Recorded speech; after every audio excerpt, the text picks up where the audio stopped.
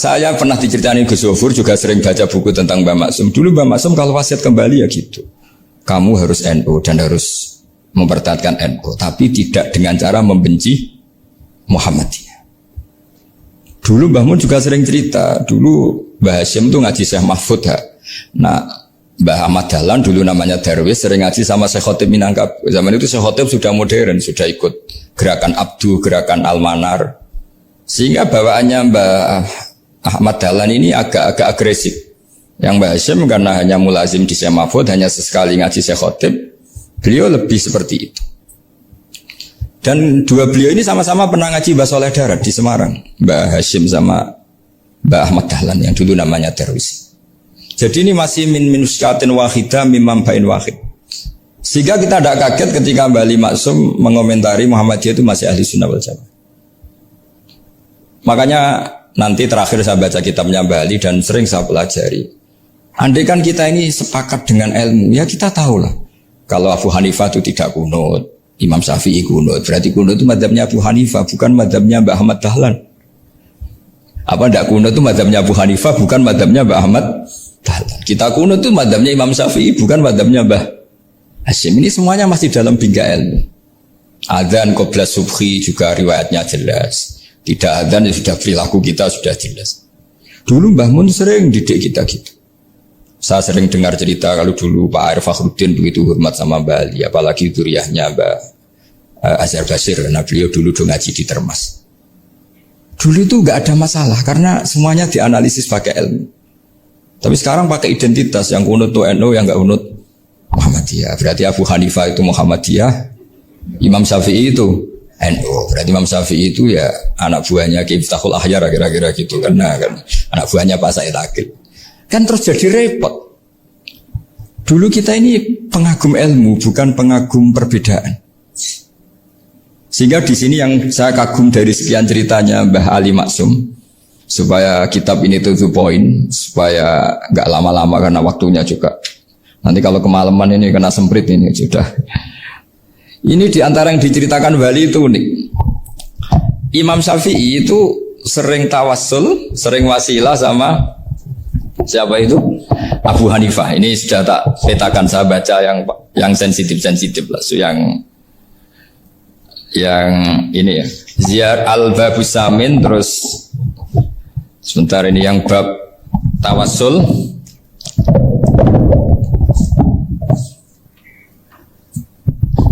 Ini di sini halaman 90, mungkin santri-santri kerapia bisa ngecek lagi di kitab Hujjatul Ahli Sunnah. Ketika cerita tawassul, di antara yang diceritakan Mbah Ali Maksum adalah perilaku ya, bukan sekedar statement tapi apa? Perilaku. Perilakunya Imam Syafi'i atau ahwalnya kalau bahasa halusnya, yang selalu ke makamnya Abu Hanifah untuk tawassul. Padahal Imam Syafi'i itu orang yang secara ilmu sering kritik Abu Hanifah. Jadi ini saya baca ini di halaman 100, jadi tawassul mulai halaman 9 berapa ini sampai halaman ini yang qala sami'tu Syafi'iyya yaqul inni la atabarraku bi Abi Hanifah wa ji'u ila qabri fi kulli yaumin zairan fa idza uridat li hajatun shallaitu rak'atain, halaman 100, wa ji'tu wa sa'altu wa ta'ala al hajat indahu fama taqudu anni hatta tuqda.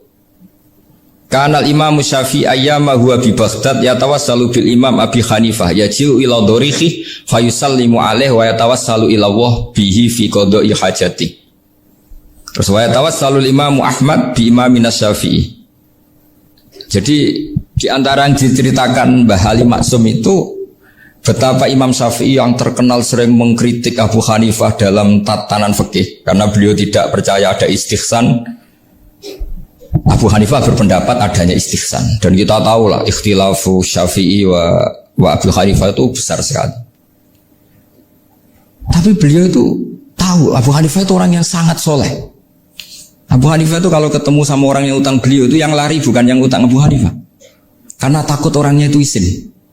Jadi kalau ketemu yang utang di jalan itu yang sembunyi itu Abu Hanifah. Kenapa engkau sembunyi? Ada yang utang saya lewat, nanti orangnya malu. Jadi setingkat Robiah Adawiyah itu beliau di rumah ada maling itu sembunyi. Ditanya kenapa engkau sembunyi? Malu, gak ada yang dimaling. Malu sama malingnya karena serumah itu gak ada barang yang layak dicolong itu. Itu Robiah sampai sembunyi. Itu yang bisa niru itu Abu Hanifah. Jadi wali-wali besar ini ternyata saling menghormati dan saling tawassul. Nah saya berharap tawassul ini bukan sekedar perilaku sosial, tapi memang ada sanadnya. Sehingga terus diceritakan Bali di sini dulu istaqa Umar bil Abbas. Kata siapa tawassul harus dengan Rasulullah SAW? Dulu istaqa Umar bil Abbas. Sayyidina Umar itu tawassul istisqa dengan Sayyid Abbas. Padahal kita tahu Sayyid Abbas ini tidak nabi. Terus beliau cerita sampai Imam Syafi'i tawassul sama Abi Hanifah. Sehingga gak ada perdebatan itu kan Umar. Kalau Umar kan ada jaminan boleh diikuti karena beliau sahabat. Bali cerita tentang Imam Syafi'i yang tawassul dengan Abu Hanifah. Seargumentatif itu. Maka saran saya kepada alumni Kerapyak, santri-santri Kerapyak, karena saya hanya berani ngomong sama santri Kerapyak, sama mas saya ada berani kalah sepuh. Itu tradisi keilmuan itu harus dijaga dengan hujjah dan dengan tadwin, dengan pembukuan. Saya punya sekian cerita ya, misalnya dulu kita mungkin iskal itu janggal. Kenapa sih orang Islam tukaran sama orang Islam? Sehingga di antara doa Nabi yang enggak dikabulkan Allah, enggak boleh dikabulkan sama Allah, enggak boleh, bukan berarti kamu saja. Redaksinya famana aniha, memang enggak boleh. Redaksinya bukan falam yastajib lahu, tapi famana aniha. Di Al-Marrah As-Salisa ini Nabi dilarang, yaitu melarang umat Islam itu jangan sampai tukaran sama umat Islam sendiri. Itu kata Allah, ya tidak bisa kata Allah, kalau itu tidak saya kabulkan. Itu dulu guru-guru kita nyontohkan sederhana. Kira-kira kalau saya tukaran wek Gus Zofuru, Mbah Mun luwih ikhlas timbang ditukari wong liya. Nak ana kakak ditabuk adik, wong tua luwih ikhlas timbang ditabuk tonggo. Barokahnya membaca kita lebih mentoleransi. Kalau ada Mbah Hashim dikritik Mbah Fakih Mas Kumambang, kita ikhlas itu. Tidak dikritik guru PAUD, itu kan. Atau dikritik orang-orang yang nggak bisa ngaji. Artinya ternyata keliru kita bilang kiai kok tukaran. Justru bagus kiai tukaran. Dibanding kiai dikritik guru PAUD atau dikritik orang-orang yang nggak bisa baca kitab. Akhirnya barokahnya baca kita menjadi tahu. Dulu Mbah Mun sering cerita, ini masih cerita silsilah ya. Jadi Bali Maksum tadi kita tahu di antara guru besarnya Bali Maksum tentu Mbah Mahfud Termas. Beliau adalah adik dari Kiai Mahfud Termas. Mbah Dimyati ini adik Kiai Mahfud Termas. Itu punya saudara namanya Abdul Razak, juga punya saudara namanya Dahlan. Itu yang membawa Thariqah Syadziliyah di Solo Raya, yang sekarang alhamdulillah diteruskan Gus Wafi. Dulu di antara pesannya Mbah Mun ke saya, hak Wafi kandani kon ziarah ning Mbah Dimyati. Mergo Thariqah Syadziliyah dulu itu yang bawa keluarganya Mbah Dimyati. Jadi semuanya ini masih dzurriyyatan ba'duha min ba'd. Nah pesan saya karena tadi Mbah Munawir yang termasuk orang pertama yang bawa Quran, bawa qiraah sabah. Kenapa saya bilang termasuk? Karena kalau bilang paling yang pertama ini nanti butuh data. Dan itu agak kerepotan lah. Tapi yang jelas mimman istahara lah. Mimman istahara yang membawa sabah ke sini itu adalah Mbah Munawir. Terus beliau ngajarkan diantaranya ke Mbak Arwani, pakai kitab Satibi, pakai kitab Nazmus Satibi. Terus Nazmus Satibi itu diteruskan oleh Mbak Arwani, ditulis. Yang nulis dulu Mbak Dola Salam. Bapak saya itu murid Mbak Dola. Dulu Mbak Dola sebelum ke Mbak Arwani ngaji sama Ki Said di Sampang. Bapak saya sebelum ngaji di Mbak Dola sudah hafal Quran lewat buyut saya sendiri namanya Ki Zubaidi. Yang Ki Zubaidi akhirnya jadi menantunya Mbak Ahmad Su'eb. Jadi buyut saya kandung ini namanya Sofia, itu asal keluarga Lasem, yang adiknya Sofia ini punya adik Badiah yang jadi ibunya Ki Sahal.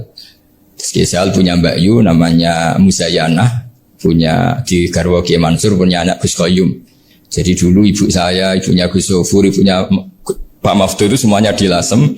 Karena saya dari keluarga Gen ya Lasem, dari keluarga sanad guru ya Lasem. Tapi Lasem Bahdawi itu dulu ngajinya di Mbah Umar Harun di Sarang.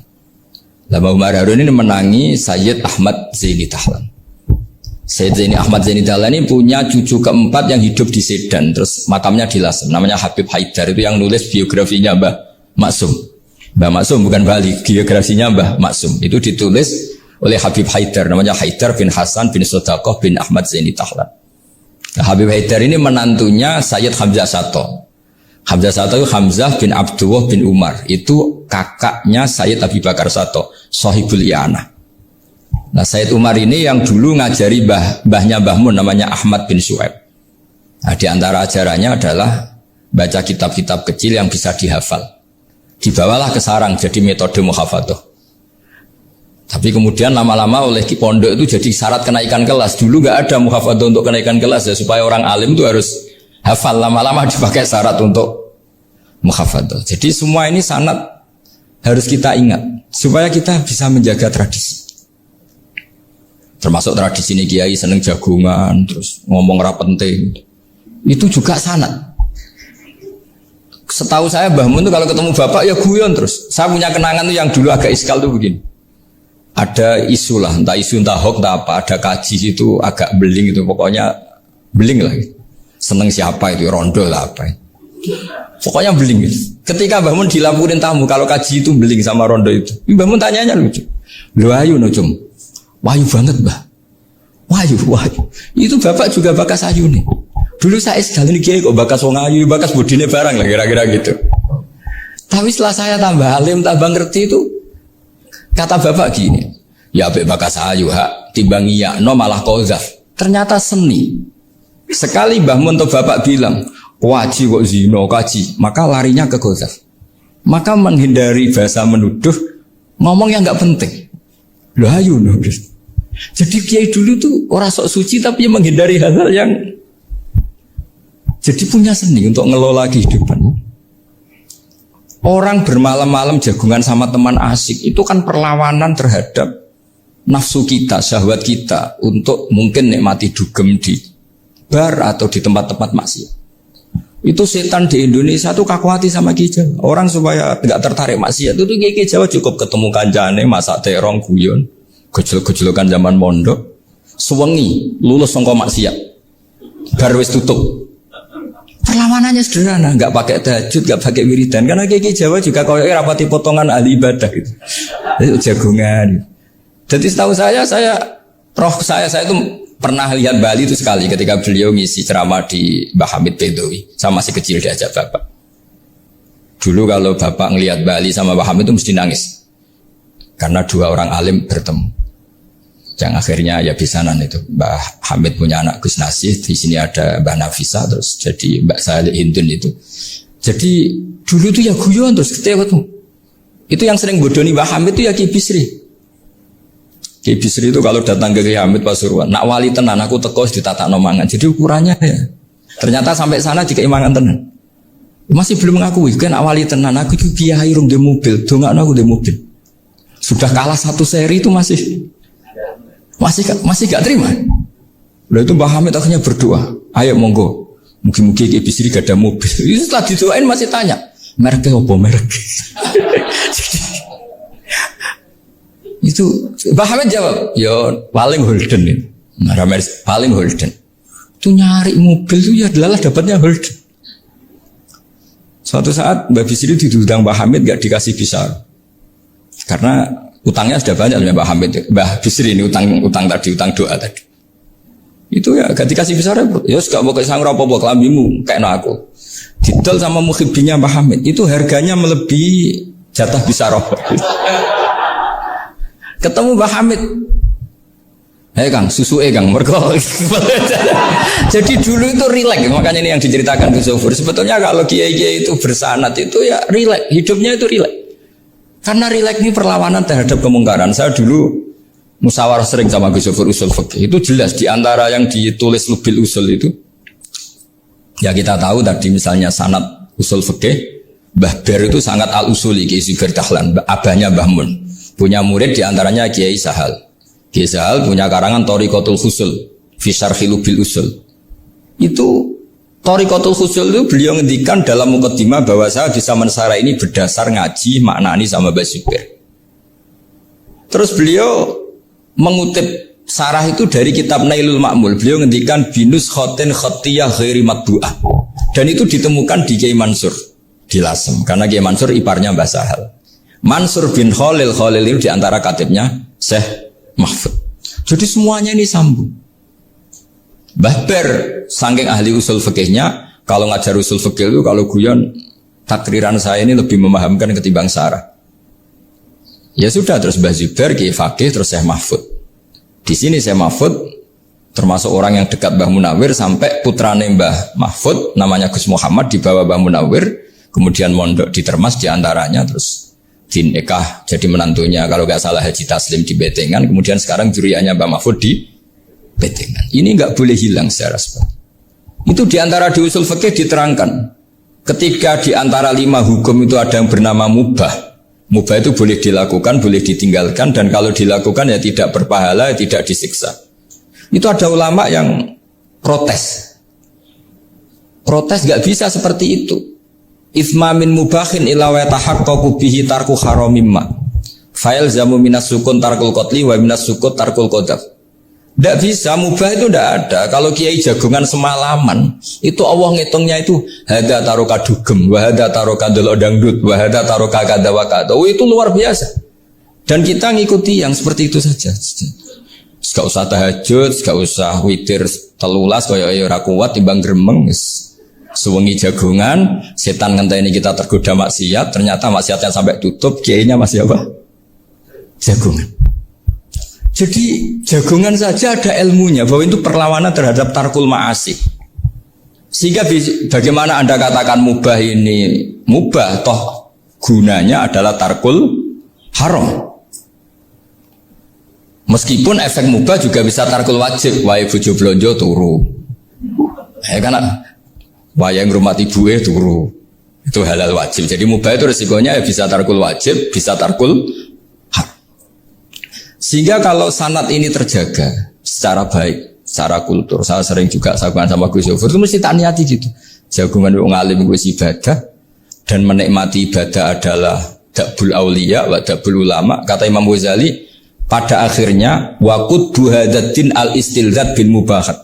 Kata Imam Ghazali, pada akhirnya qudbu hadatin, madaru hadatin, pokok dari agama ini adalah melawan kemaksiatan dengan kita menikmati al-istidzat bimbah. Kita menikmati sesuatu yang dibolehkan Allah Subhanahu wa taala. Dan seperti ini itu bisa qasmu dhuhri syaitan, bisa menghancurkan punggungnya setan. Karena kalau melawan setan dengan ibadah ini kadang kita capek selain isra potongan. Tapi nak kangkang ning komplek H gitu jagungan mbek kancane, ngenang melarate, mbok ngenang ras sekolah ramunggas, kenangan sing ramunggah diarani istiqomah. Itu kan diarani tulus zaman, kok sing munggah dianggap kesusu. Saya ini punya pondok Quran, kalau ada yang hafal 3 tahun mesti digojlok kancane. Gak apik kesusu itu.